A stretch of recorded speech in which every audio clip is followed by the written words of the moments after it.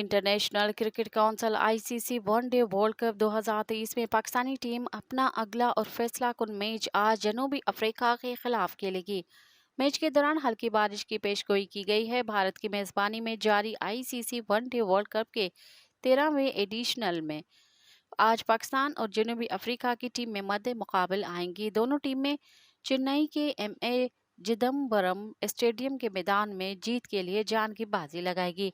ICC world cup के इस फैसला कुन मैच से कबल चेन्नई के कुछ इलाकों में बादल बरसने की वीडियो सामने आई। सोशल मीडिया पर सामने आने वाली वीडियो में चेन्नई शहर में तेज बारिश का मंजर रिकॉर्ड किया गया है। मज़ीद ख़बरन ऐं तफ़सीलात लाइ विज़िट कयो असांजी वेबसाइट www.awamiNewsHD.com ऐं ॾिसंदा रहो अवामी न्यूज़ HD।